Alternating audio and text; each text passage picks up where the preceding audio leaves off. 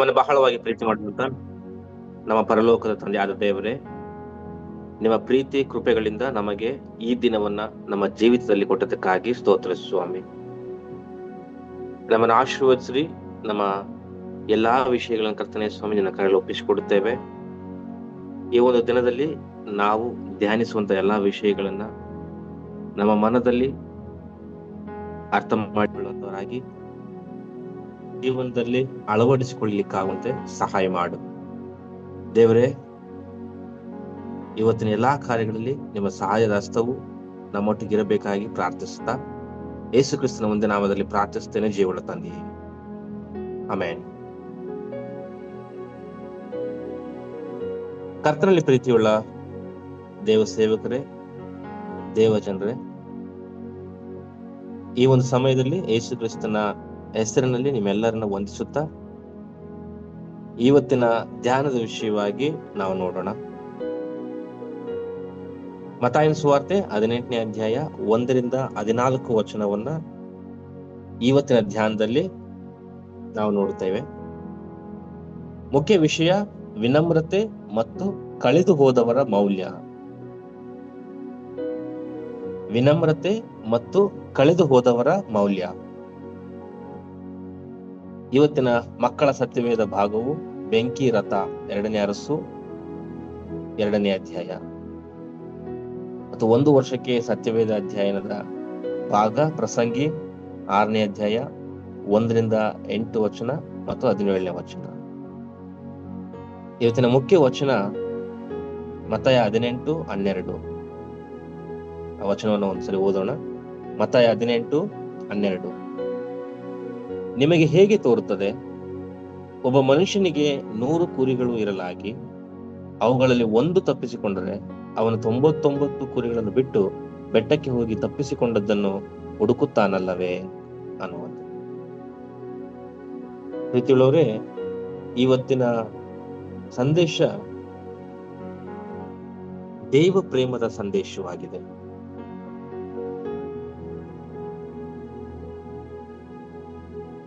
ದೇವ ಪ್ರೇಮದ ಸಂದೇಶ. ಇಲ್ಲಿ ಮತ್ತಾಯನ ಸುವಾರ್ತೆ 18ನೇ ಅಧ್ಯಾಯ 1ನೇ ವಚನದಿಂದ ನಾವು ನೋಡ್ಕೊಂಡು ಬರುವುದಾದ್ರೆ, ಮೊದಲನೇದಾಗಿ ಶಿಷ್ಯರು ಯೇಸುವನ್ನ ಪ್ರಶ್ನೆ ಮಾಡ್ತಾರೆ. ಪರಲೋಕ ರಾಜ್ಯದಲ್ಲಿ ಹೆಚ್ಚಿನವನು ಯಾರು ಅಥವಾ ದೊಡ್ಡವರು ಯಾರು ಶ್ರೇಷ್ಠರು ಅನ್ನುವಂತಹ ಪ್ರಶ್ನೆಯನ್ನ ಶಿಷ್ಯರು ಯೇಸು ಸ್ವಾಮಿ ಕೇಳ್ತಾರೆ. ಅದಕ್ಕೆ ಉತ್ತರವಾಗಿ ಯೇಸು ಹೇಳುವಂಥದ್ದು, ಒಬ್ಬ ಬಾಲಕನನ್ನ ನಿಲ್ಲಿಸಿ, ಒಬ್ಬ ಚಿಕ್ಕ ಮಗನನ್ನು ನಿಲ್ಲಿಸಿ ಶ್ರೇಷ್ಠತೆಯ ದೃಷ್ಟಿಕೋನವನ್ನೇ ಬದಲಾಯಿಸ್ತಾರೆ. ಅಲ್ಲಿ ಅದಕ್ಕಿಂತ ಹಿಂದೆ ಇರೋರು ಅಥವಾ ಈ ಭಾಗಕ್ಕಿಂತ ಯೇಸು ಕ್ರಿಸ್ತನು ಉತ್ತರಿಸುವ ಸಮಯಕ್ಕಿಂತ ಮುಂಚೆ ಶ್ರೇಷ್ಠತೆ ಅನ್ನುವಂಥದ್ದು ಬೇರೆ ದೃಷ್ಟಿಕೋನನೇ ಇತ್ತು. ಯೇಸು ಕ್ರಿಸ್ತನು ಒಬ್ಬ ಬಾಲಕನನ್ನ, ಒಬ್ಬ ಹುಡುಗನನ್ನು ನಿಲ್ಲಿಸಿ ಆ ಶ್ರೇಷ್ಠತೆಯ ವಿಷಯಕ್ಕೆ ಒಂದು ಹೊಸ ಅರ್ಥವನ್ನೇ ಕೊಟ್ಟರು ಅಂತ ಹೇಳ್ಬೋದು. ತಗ್ಗಿಸಿಕೊಳ್ಳುವಂತಹ ಪ್ರತಿಯೊಬ್ಬನು ಹೆಚ್ಚಿಸಲ್ಪಡುತ್ತಾನೆ ಅನ್ನುವಂತಹ ವಿಷಯವನ್ನ ಯೇಸು ಕ್ರಿಸ್ತನು ಹೇಳಿದರು. ಅಂದ್ರೆ ಶ್ರೇಷ್ಠತೆ ಕುರಿತಾಗಿ ಹೊಸ ಅರ್ಥ, ಹೊಸ ತಿರುವನ್ನೇ ನೀಡಿದ್ರು ಅಂತ ಹೇಳ್ಬೋದು. ದೀನರಾಗಿರಬೇಕು, ವಿನಮ್ರತೆಯಾಗಿರ್ಬೇಕು ಅನ್ನುವಂತಹ ವಿಷಯವನ್ನ ಯೇಸು ಕ್ರಿಸ್ತನು ಒಬ್ಬ ಬಾಲಕನನ್ನ ತೋರಿಸಿ ಹೇಳ್ತಾನೆ. ಈ ಅಧ್ಯಾಯ 3 ಮತ್ತು 4 ವಚನಗಳಲ್ಲಿ ನಾವು ಓದ್ಕೊಂಡು ಹೋಗುವಾಗ ಒಂದು 3 ವಿಷಯಗಳನ್ನ ನಾವು ಕಲಿತ್ಕೊಳ್ತೇವೆ. ಚಿಕ್ಕ ಮಗುವನ್ನ ತೋರಿಸಿ ಯೇಸು ಕ್ರಿಸ್ತನು 3 ವಿಷಯಗಳನ್ನ ಮುಖ್ಯವಾಗಿ ಹೇಳ್ತಾರೆ. 4ನೇ ವಚನದ ಏನಂತಂದ್ರೆ, ಹೀಗಿರುವುದರಿಂದ ಯಾವನು ಈ ಚಿಕ್ಕ ಮಗುವಿನಂತೆ ತನ್ನನ್ನು ತಗ್ಗಿಸಿಕೊಳ್ಳುತ್ತಾನೋ ಅವನೇ ಪರಲೋಕ ರಾಜ್ಯದಲ್ಲಿ ಹೆಚ್ಚಿನವನು. ಇದಲ್ಲದೆ ಯಾವನಾದರೂ ನನ್ನ ಹೆಸರಿನಲ್ಲಿ ಇಂಥ ಒಂದು ಚಿಕ್ಕ ಮಗುವನ್ನು ಸೇರಿಸಿಕೊಂಡರೆ ನನ್ನನ್ನು ಸೇರಿಸಿಕೊಂಡ ಹಾಗಾಯಿತು. ಇಲ್ಲಿ 3ನೇ ವಚನದಿಂದ ನಾವು ನೋಡ್ಕೊಂಡು ಬರುವಂತದ್ದು ಏನಂತಂದ್ರೆ, ಮೊದಲನೇದಾಗಿ ನಾವು ಮನಸ್ಸನ್ನ ಬದಲಾಯಿಸಿಕೊಳ್ಬೇಕು, ಮನಸ್ಸನ್ನ ಪರಿವರ್ತಿಸಿಕೊಳ್ಬೇಕು. ಹಳೆಯ ಸ್ವಭಾವಗಳನ್ನ ತೆಗೆದು ಚಿಕ್ಕ ಮಕ್ಕಳಂತೆ ನಿಷ್ಕಲ್ಮಶವಾಗಿರ್ಬೇಕು ಅನ್ನುವಂತಹ ವಿಷಯವನ್ನ ದೇವರು ಹೇಳ್ತಾರೆ.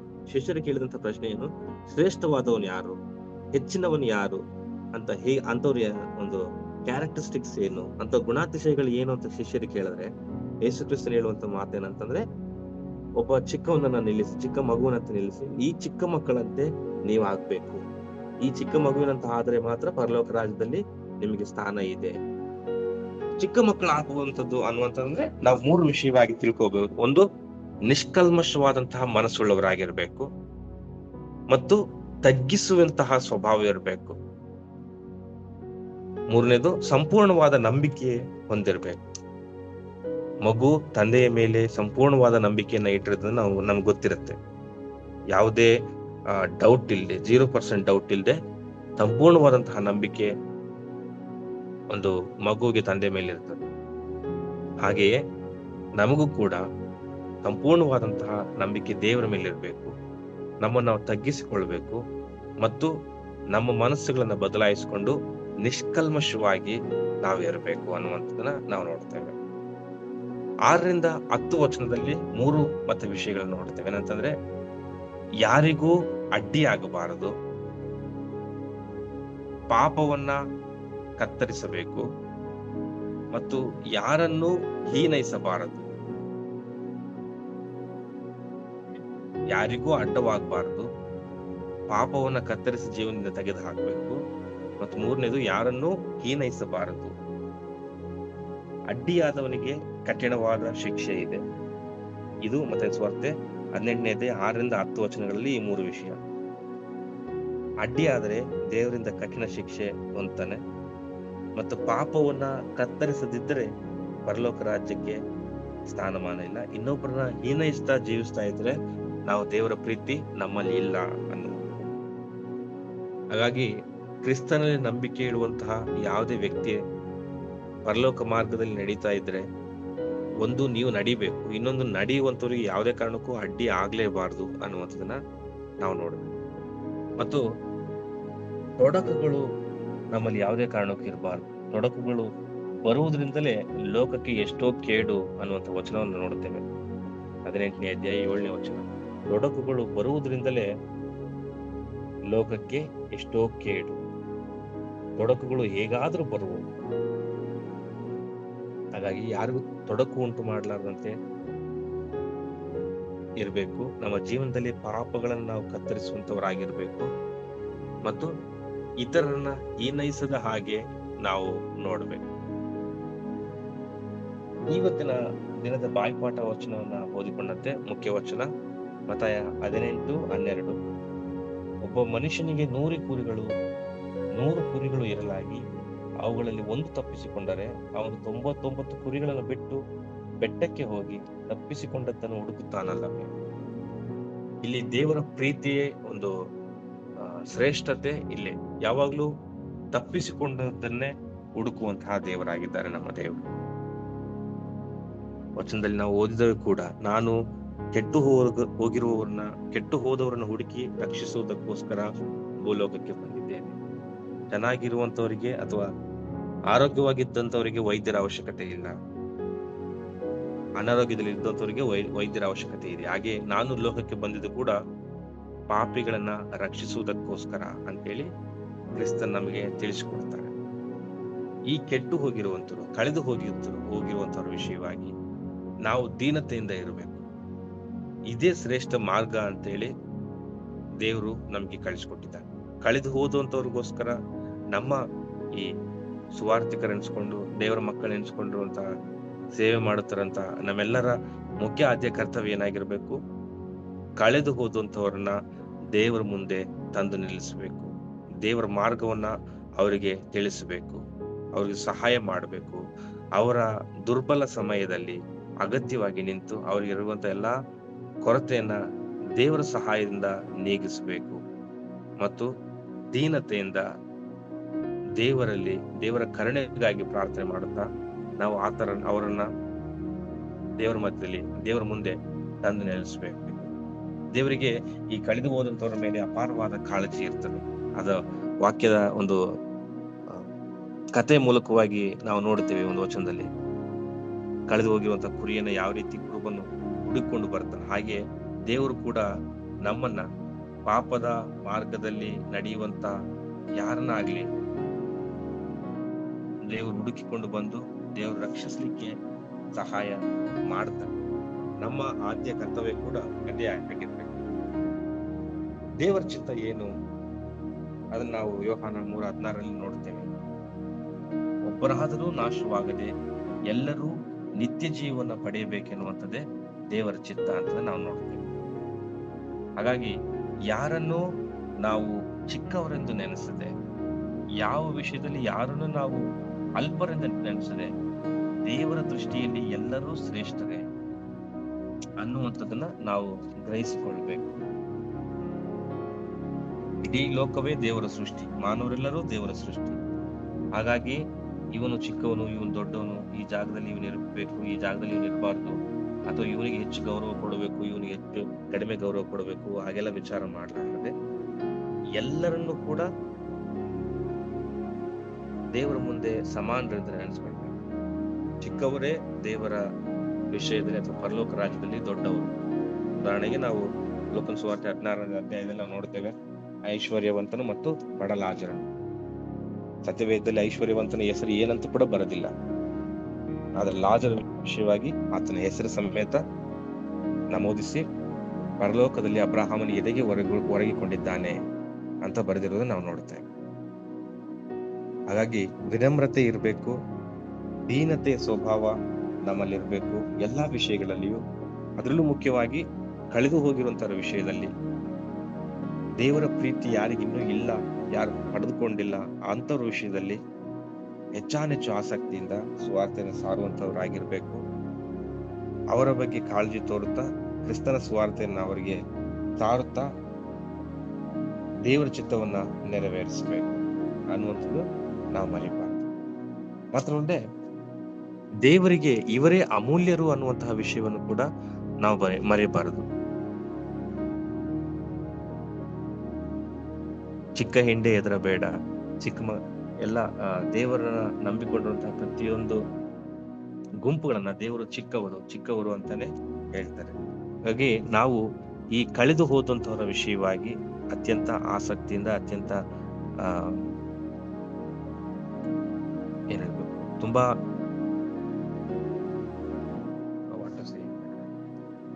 ಆತುರದಿಂದ ಅವರನ್ನ ಕಳೆದು ಹೋದಂತವ್ರನ್ನ ದೇವರ ಮುಂದೆ ತರಬೇಕು ಅನ್ನುವಂಥ ವಿಷಯವಾಗಿ ತುಂಬಾ ಪ್ರಯಾಸ ಪಡಬೇಕು ಅನ್ನುವಂಥದ್ದನ್ನ ನಾವು ನೋಡ್ತೇವೆ. ವಿನಮ್ರತೆ ಮತ್ತು ಕಳೆದು ಹೋದವರ ಮೌಲ್ಯ ಇದಾಗಿದೆ. ಇವತ್ತಿನ ದಿನದಲ್ಲಿ ನಾವು ತಿಳಿದುಕೊಳ್ಳುವಂತಹ ಅಥವಾ ಧ್ಯಾನ ಮಾಡುವಂತಹ ಸೇವಕರ ವಿಷಯವಾಗಿ ನೋಡುವುದಾದ್ರೆ ಅವರು ಡೇವಿಡ್ ಬ್ಲಾಟ್. ಇವರು ಜುಲೈ 11, 1978 ಹುಟ್ಟಿದಂಥವರು ಮತ್ತು ಇಲ್ಲಿವರೆಗೂ ಬದುಕಿದ್ದಾರೆ. ಇವರು ಅಮೆರಿಕದ ಒಬ್ಬ ಸಭಾಪಾಲಕರಾಗಿದ್ದಾರೆ.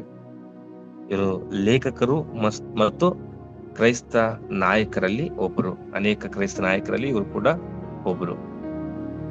ಇವರು ಬರೆದಂತಹ ಅತ್ಯಂತ ಪ್ರಭಾವಶಾಲಿಯಾದಂತಹ ಪುಸ್ತಕ ಯಾವುದಂತಂದ್ರೆ taking back your faith from the American dream ಅನ್ನುವಂಥ ಪುಸ್ತಕ. ಇದು ಅಲ್ಲಿ ಅನೇಕ ರಾಷ್ಟ್ರಗಳಲ್ಲಿ ಶಿಷ್ಯರನ್ನಾಗಿ ಮಾಡುವಂತಹ ಕರೆಯಿಂದ ವಿಧೇಯತೆಯನ್ನ, ಸ್ವಯಂ ನಿಯಂತ್ರಣದಿಂದ ಮತ್ತು ದೇವರ ಮಹಿಮೆಗಾಗಿ ಬದುಕಬೇಕು ಅನ್ನುವಂಥದ್ದನ್ನ ಈ ಪುಸ್ತಕದ ಮೂಲಕವಾಗಿ ಮತ್ತು ತಮ್ಮ ಜೀವನದ ಮೂಲಕವಾಗಿ ಡೇವಿಡ್ ಬ್ಲಾಟ್ ಅವರು ತೋರಿಸಿಕೊಟ್ಟಿದ್ದಾರೆ. ಇವರು ಅಂತಾರಾಷ್ಟ್ರೀಯ ಸುವಾರ್ತೆ ಮಂಡಳಿಯ ಅಧ್ಯಕ್ಷರಾಗಿ ಕೂಡ ಕೆಲಸ ಮಾಡಿದ್ದಾರೆ. ಇವರ ಬೋಧನೆ ಹೆಚ್ಚಾನೆಚ್ಚು ಈಗಾಗಲೇ ಹೇಳಿದಂತೆ ವಿಧೇಯತೆಯಲ್ಲಿ, ಸ್ವಯಂ ನಿರಾಕರಣೆಯಲ್ಲಿ ಮತ್ತು ದೇವರ ಮಹಿಮೆಗಾಗಿ ಬದುಕುವುದರಲ್ಲಿ ಹೆಚ್ಚು ಪಾಯಿಂಟ್ಸ್ ಇಟ್ಕೊಂಡು ಸುವಾರ್ತೆ ಸಾರಿದಂಥವರು, ಸೇವೆ ಮಾಡಿದಂಥವರು ಇವರಾಗಿದ್ದಾರೆ. ಇವರು ಈಗ ವರ್ಜೀನಿಯಾದಲ್ಲಿ ಮೆಕ್ಲಿನ್ ಅನ್ನುವಂತಹ ಸತ್ಯವೇದ ಸಭೆಯಲ್ಲಿ ಸಭಾಪಾಲಕರಾಗಿ ಇದ್ದಾರೆ. ಅನೇಕರನ್ನ ತಮ್ಮ ಸುವಾರ್ತೆ ಮೂಲಕವಾಗಿ ಮತ್ತು ತಮ್ಮ ಸೇವೆಯ ಮೂಲಕವಾಗಿ ದೇವಜನರಾಗಿ ಮಾರ್ಪಡಿಸಿದ್ದಾರೆ. ಸೊ ಇವರ ಜೀವನದ ಮೂಲಕವಾಗಿ ದೇವರು ಕೂಡ ಮಹಿಮೆ ಹೊಂದಿದ್ದಾರೆ. ಇವರ ಮುಖ್ಯ ವಚನ, ಇವರ ಸೇವೆಯಲ್ಲಿ ಇವರು ಆರಿದುಕೊಂಡಂತಹ ಒಂದು ಮುಖ್ಯ ವಚನ ಮತ್ತಾಯನ ಸುವಾರ್ತೆ 28ನೇ ಅಧ್ಯಾಯ 19 ವಚನ. ಎಲ್ಲಾ ದೇಶದ ಮೂಲೆ ಮೂಲೆಗಳಲ್ಲಿಯೂ ಕೂಡ ಸುವಾರ್ತೆಯನ್ನು ಸಾರ್ರಿ ಅನ್ನುವಂಥದ್ದು. ಮತ್ತಾಯ 28:19 ಅದು ಒಂದ್ಸರಿ ಓದೋಣ. ಆದ್ದರಿಂದ ನೀವು ಹೊರಟು ಹೋಗಿ ಎಲ್ಲಾ ದೇಶಗಳ ಜನರನ್ನು ಶಿಷ್ಯರನ್ನಾಗಿ ಮಾಡಿರಿ, ಅವರಿಗೆ ತಂದೆಯ, ಮಗನ, ಪವಿತ್ರಾತ್ಮನ ಹೆಸರಿನಲ್ಲಿ ದೀಕ್ಷಾ ಸ್ನಾನ ಮಾಡಿಸಿ, ನಾನು ನಿಮಗೆ ಆಜ್ಞಾಪಿಸಿದ್ದನ್ನೆಲ್ಲ ಕಾಪಾಡಿಕೊಳ್ಳುವುದಕ್ಕೆ ಅವರಿಗೆ ಉಪದೇಶ ಮಾಡಿರಿ ಅನ್ನುವಂಥದ್ದು. ಇವರು ಈ ವಚನದಿಂದ ಪ್ರೇರಿತರಾಗಿ ಅನೇಕ ಸುವಾರ್ತೆಗಳನ್ನ ಸಾರುವಂಥದ್ದು ಮತ್ತು ಪುಸ್ತಕ ಬರೆಯುವುದರ ಮೂಲಕವಾಗಿ ಹಾಗೂ ಸುವಾರ್ಥ ಸೇವೆಗಳನ್ನು ಸಾರದ ಮೂಲಕವಾಗಿ ದೇಶದಾದ್ಯಂತ ಸುವಾರ್ತೆಗಳನ್ನ ಸಾರಿದ್ದಾರೆ. ಅಂತಾರಾಷ್ಟ್ರೀಯ ಸುವಾರ್ತೆ ಮಂಡಳಿಯ ಅಧ್ಯಕ್ಷರು ಕೂಡ ಇವರಾಗಿದ್ದಾರೆ. ಸೊ ನಾವು ಕೂಡ ಈ ವಚನ ಹೇಳಿದಂತೆ ಕಳೆದು ಹೋದಂತವರನ್ನ ಹಾಗೂ ಸುವಾರ್ತೆಯು ಯಾರಿಗಿನ್ನು ತಲುಪಿಲ್ಲ ಅಂತವರಿಗೆ ತಲುಪಿಸುವಂಥದ್ದನ್ನ ಮತ್ತು ದೇವರ ಚಿತ್ತವನ್ನ ನೆರವೇರಿಸುವುದರಲ್ಲಿ ನಮ್ಮ ಪ್ರಯಾಸವನ್ನ ನಾವು ಪಡೋಣ. ದೇವರು ಈ ವಾಕ್ಯವನ್ನ ಆಶೀರ್ವದಿಸಲಿ. ಆಮೇಲೆ ಪ್ರಾರ್ಥನೆ ಮಾಡೋಣ.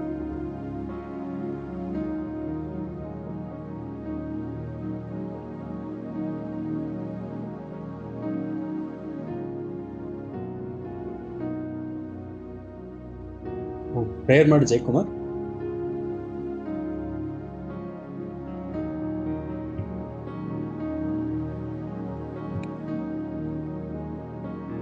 ರಾಜರತ್ನಂಬದ ಸರ್.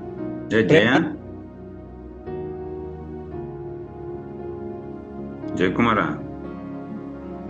ಹಲೋ, ಕೇಳಿಸ್ತಿದೇನಾ? ಕೇಳಿಸ್ತದೆ. ಪ್ರೇಯರ್ ಮಾಡಿ. ರೈಟ್, ಪ್ರಾರ್ಥನೆ ಮಾಡೋಣ. ನಮ್ಮನ್ನು ಬಹಳವಾಗಿ ಪ್ರೀತಿ ಮಾಡುವಂತಹ ಪರಲೋಕ ತಂದೆಯ ದೇವರೇ, ನಿಮಗೆ ಸ್ತೋತ್ರ ಸ್ವಾಮಿ. ಈ ಹೊತ್ತು ದಿನದಲ್ಲಿ ಕರ್ತನೆ ನಾವು ಕಲಿತಿರುವಂತಹ ಎಲ್ಲಾ ವಿಷಯಗಳಿಗಾಗಿ ನಿನಗೆ ಸ್ತೋತ್ರ ಸಲ್ಲಿಸ್ತೇವೆ. ವಿನಮ್ರತೆಯನ್ನ ನಮ್ಮ ಜೀವನದಲ್ಲಿ ನಾವು ಅಳವಡಿಸಿಕೊಳ್ಳಿಕ್ಕಾಗುವಂತೆ ಸಹಾಯ ಮಾಡು ದೇವರೇ. ಹೌದು, ಕಳೆದು ಹೋದಂತವ್ರ ವಿಷಯವಾಗಿ ನೀನು ಎಷ್ಟೋ ಪರಿತಾಪ ಪಡುತ್ತೀಯ. ಹೌದು ಕರ್ತನೆ, ನಾವು ಕಳೆದು ಹೋದಂತವ್ರು ನಾವು ಕೂಡ ಹುಡುಕಿ ಸುವಾರ್ತೆಯನ್ನು ಸಾರ್ಲಿಕ್ಕಾಗುವಂತೆಯೂ ಪರಲೋಕ ರಾಜ್ಯದಲ್ಲಿ ಅವರನ್ನ ನಿಮ್ಮ ಮುಂದೆ ನಿಲ್ಲಿಸ್ಲಿಕ್ಕಾಗುವಂತೆಯೂ ನಮಗೆ ಜ್ಞಾನ ವಿವೇಕವನ್ನ ದಯಪಾಲಿಸಿಕೊಡು ಸ್ವಾಮಿ. ದೀನತೆ ಮಹತ್ವವನ್ನು ತಿಳಿಸಿಕೊಡೋದಕ್ಕಾಗಿ ಸ್ತೋತ್ರ. ಮತ್ತು ಪ್ರತಿಯೊಬ್ಬರ ವಿಷಯದಲ್ಲಿ ಕರ್ತನೆ ನಾವು ಕಾಳಜಿ ಉಳ್ಳವರಾಗಿರ್ಲಿಕ್ಕಾಗುವಂತೆ ನಮಗೆ ಸಹಾಯ ಮಾಡು ಸ್ವಾಮಿ. ಏಸಪ್ಪ, ಡೇವಿಡ್ ಪ್ಲಾಟ್ ಅವರ ವಿಷಯವಾಗಿ ಕೂಡ ಕರ್ತನೆ ನಿಮಗೆ ಸ್ತೋತ್ರ ಸಲ್ಲಿಸ್ತೇನೆ. ಅವರು ಮಾಡಿರುವಂತಹ ಸೇವೆ ವಿಷಯವಾಗಿಯೂ ಅವ್ರಿಗಿರುವಂತಹ ಇನ್ನೂ ಸೇವೆ ವಿಷಯವಾಗಿ ಇರುವಂತಹ ಆಲೋಚನೆಯನ್ನು ಕೂಡ ನೀನು ನೆರವೇರಿಸುವುದಾಗಿ ಕೇಳಿಕೊಳ್ಳುತ್ತೇನೆ. ಮಾತ್ರವಲ್ಲದೆ ರಾಜ, ನಮ್ಮೆಲ್ಲರನ್ನ ಆಶೀರ್ವದಿಸು, ನಿಮ್ಮ ಕೃಪೆಯಿಂದ ತುಂಬಿಸು. ಈ ದಿನದಲ್ಲಿ ನಾವು ಮಾಡುವಂತಹ ಎಲ್ಲಾ ಕೆಲಸ ಕಾರ್ಯಗಳಲ್ಲಿ ನಿಮ್ಮ ಸಹಾಯ ಹಸ್ತವು ನಮ್ಮೊಟ್ಟಿಗಿರ್ಲಿ ಸ್ವಾಮಿ. ಯಾವುದೇ ಸೈತಾನ ಶೋಧನೆ ತೊಂದರೆ ಬರಲಾರದಂತೆ ನಮ್ಮನ್ನ ನಡೆಸು. ನಮ್ಮೆಲ್ಲಾ ಸೇವೆ ಕಾರ್ಯಗಳಿಗೋಸ್ಕರ ಪ್ರಾರ್ಥನೆ ಮಾಡ್ತೇನೆ. ಕಲ್ವಾರಿ ಚಾಪಲ್ ಸಂಸ್ಥೆಯನ್ನು ಆಶೀರ್ವದಿಸು, ಸಂಸ್ಥೆಯಲ್ಲಿರುವಂತಹ ಎಲ್ಲಾ ಸೇವಕರುಗಳನ್ನ ಆಶೀರ್ವದಿಸು, ಅಧಿಕಾರಿ ವರ್ಗದವರನ್ನ ಆಶೀರ್ವದಿಸು ಸ್ವಾಮಿ. ಉನ್ನತಾಧಿಕಾರಿಗಳಾಗಿ ಇರುವಂತಹ ಎಲ್ಲರೂ ಅವ್ರು ಮಾಡುವಂತಹ ಕೆಲಸ ಕಾರ್ಯಗಳಲ್ಲಿಯೂ ಸೇವೆಗಳಲ್ಲಿಯೂ ನಿನ್ನ ಚಿತ್ತವನ್ನ ಕರ್ತನೆ ನೆರವೇರಿಸು. ಮಾತ್ರವಲ್ಲದೆ ಎಲ್ಲಾ ಅಧಿಕಾರಿಗಳಿರುವಂತಹ ಎಲ್ಲಾ ಸೇವಾ ವಿಷಯವಾದಂತಹ ಭಾರವನ್ನ ಆಶಯವನ್ನ ಈಡೇರಿಸು ಸ್ವಾಮಿ. ಸೇವೆಯನ್ನು ಸಲ್ಲಿಸುವಂತ ಎಲ್ಲಾ ಸುವಾರ್ಥಿಕರು ಪಾಸ್ಟರ್ಗಳನ್ನು ಕರ್ತನೆ ನೀನು ಆಶೀರ್ವದಿಸು. ಅವರೆಲ್ಲಾ ಸೇವೆಗಳಲ್ಲಿ ನೀನು ಸಹಾಯ ಹಸ್ತವನ್ನು ನಡೆಸು. ನಮ್ಮ ಕಲ್ವಾರಿ ಚಾಪಲ್ ಸೇವೆ ಕರ್ತನೆ ಎಲ್ಲ ಎಲ್ಲೆಲ್ಲಿ ಯಾವ್ಯಾವ ಸಭೆಯಲ್ಲಿ, ಯಾವ್ಯಾವ ಸಂಸ್ಥೆಯಲ್ಲಿ, ಯಾವ್ಯಾವ ಜಾಗದಲ್ಲಿ, ಯಾವ್ಯಾವ ಒಂದು ಸ್ಥಿತಿಯಲ್ಲಿ ನಡೀತಾ ಇದೆ ಎಲ್ಲವನ್ನ ಆಶೀರ್ವದಿಸು ಸ್ವಾಮಿ. ಎಲ್ಲವನ್ನ ಕರ್ತನೆ ಉತ್ತಮವಾಗಿ ಸೇವೆಯಲ್ಲಿ ಫಲದಾಯಕವಾಗಿ ಅವರು ಬೆಳಿಲಿಕ್ಕಾಗುವಂತೆ ಸಹಾಯ ಮಾಡು. ನೀನು ಕೃಪೆ ಕೊಟ್ಟು ಮಹಿಮೆ ಒಂದು. ಮಾತ್ರವಲ್ಲದೆ ಇವತ್ತಿನ ದಿನದ ಕರ್ತನೆ ನಮ್ಮ ಜೀವಿತವನ್ನು ನಿಮಗೆ ಕರಳಿ ಒಪ್ಪಿಸಿಕೊಡುತ್ತೇವೆ. ನಮ್ಮನ್ನು ಆಶೀರ್ವದಿಸು. ನಾವು ಸೈತಾನನಿಗೆ ಒಳಗಾಗಲಾರದಂತೆ ಎಚ್ಚರವಾಗಿರ್ಲಿಕ್ಕಾಗುವಂತೆ ನಮ್ಮೆಲ್ಲಾ ಕೆಲಸ ಕಾರ್ಯಗಳಿಗೆ ನಾವು ಸೋಮಾರಿತನವನ್ನು ತೋರಿಸಲಾರದೆ ಉತ್ತಮವಾದಂತಹ ಕೆಲಸ ಕಾರ್ಯ ನಾವು ಮಾಡ್ಲಿಕ್ಕಾಗುವಂತೆ ಸಹಾಯ ಮಾಡು. ಎಲ್ಲದರಲ್ಲಿಯೂ ನಮ್ಮ ನಡತೆಯಲ್ಲಿ ನಾವು ನಿಮ್ಮನ್ನು ಮಹಿಪಡಿಸಬೇಕು, ನಮ್ಮ ಮಾತುಗಳಲ್ಲಿ ನಾವು ನಿಮ್ಮನ್ನು ಪ್ರಚುರಪಡಿಸಬೇಕು. ಈಗಾಗ್ಲಿಕ್ಕಾಗುವಂತೆ ನಮ್ಗೆ ಸಹಾಯ ಮಾಡುತ್ತೆ ಎಂಬುದಾಗಿ ಬೇಡಿಕೊಡುತ್ತಾ ನಮ್ಮ ಪ್ರಭು ರಕ್ಷಕನು ಮಹೋನ್ನತನಾಗಿರುವಂತ ಯೇಸು ಕ್ರಿಸ್ತನ ಒಂದೇ ನಾಮದಲ್ಲಿ ಪ್ರಾರ್ಥಿಸ್ತೇನೆ, ಜೀವಳ ತಂದೆಯೇ. ಆಮೇನ್, ಆಮೇನ್.